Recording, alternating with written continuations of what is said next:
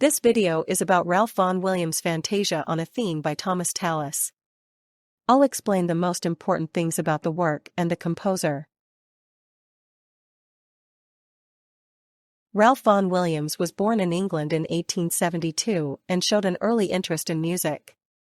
He studied music at the Royal College of Music in London and at the University of Cambridge. His works are known for their connection to English folk music and their unique harmony. During his lifetime, he wrote many famous pieces, including symphonies, concertos, and choral works.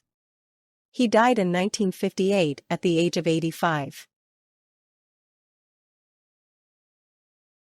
The Fantasia on a Theme by Thomas Tallis was composed by Ralph Vaughan Williams in 1910. The piece is based on a theme by the 16th-century English composer, Thomas Tallis. Vaughan Williams discovered the theme while working on the collection The English Hymnal. The premiere took place in 1910 at Gloucester Cathedral. The work quickly became one of his most famous pieces.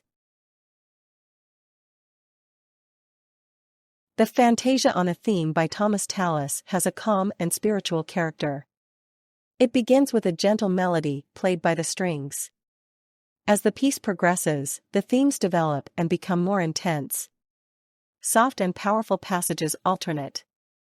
The work ends quietly and thoughtfully, creating a special atmosphere.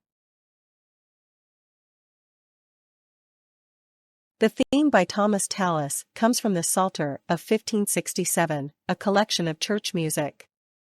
It is a short and simple melody that Vaughan Williams used as the basis for his Fantasia. The theme is first played by the strings, and then repeated in various variations. It conveys a calm and spiritual mood. The Fantasia on a Theme by Thomas Tallis is written for a large string orchestra. Vaughan Williams divided the orchestra into three groups: a main orchestra, a smaller orchestra, and a string quartet.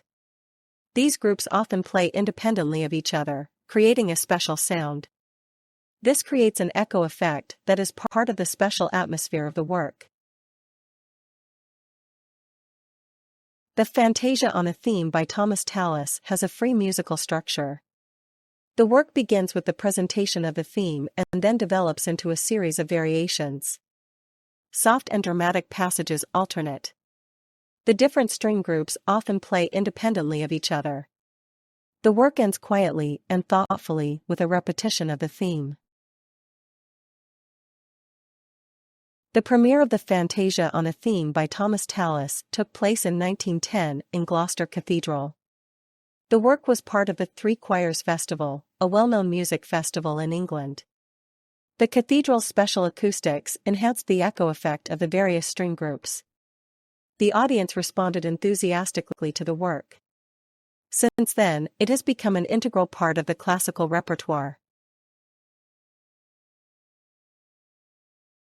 Ralph Vaughan Williams was inspired by English folk music in many of his works.